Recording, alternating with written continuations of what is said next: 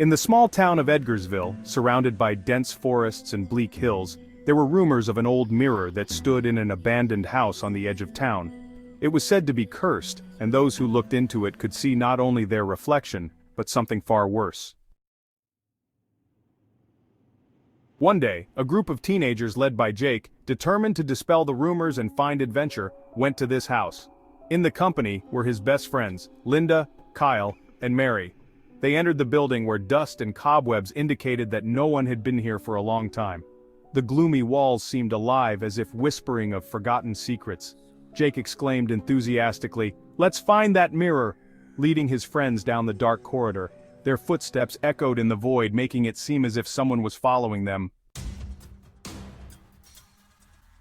After a long search, they finally came upon a room where a huge antique mirror in a gilded frame. It was covered in a layer of dust, and as they came closer, the friends felt a chill coming from it. Mary whispered, "That's it," pointing to the mirror. Her voice trembled with excitement and fear.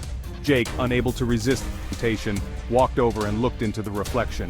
At first he saw only himself, but then a shadow appeared behind him, a dark shape that quickly disappeared when he turned around. His heart beat faster. "Did you see that?" he asked, puzzled. Linda asked, "What?" but no one answered. Suddenly the mirror trembled, and a girl appeared on its surface. She was beautiful, with long black hair and sad eyes. Her lips moved, but there was no sound. She held out her hand, as if knowing that one of them could hear her. Kyle tried to reassure his friends, "It's just a game of light," but his voice shook. Mary objected, "No, it's not a game," her face pale. "It's her, she wants us to help her."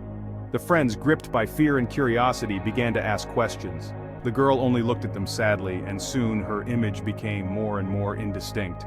Suddenly she disappeared, and the mirror reflected their frightened faces again.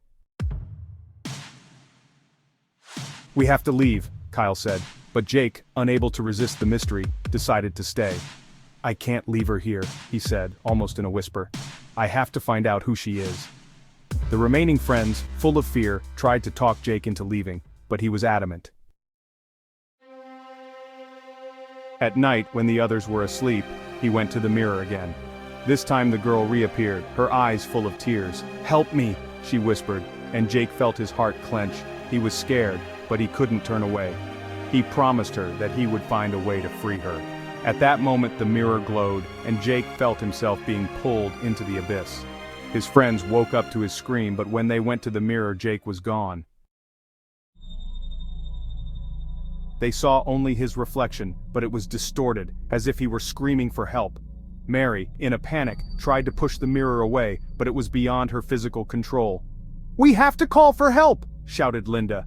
But the moment they turned around, the same girl appeared in the mirror, and her eyes glittered with hope. "He will be with us," she said, and there was a grim certainty in her voice. Since then, none of the friends had been able to leave that house. Every time someone looked in the mirror, they saw not only themselves, but Jake, standing next to the girl, trapped in that universe, forever part of the grim reflection. The legend of the abandoned house in Edgarsville lives on to this day, and the locals warn, "Don't look in the mirror if you don't want to lose yourself forever."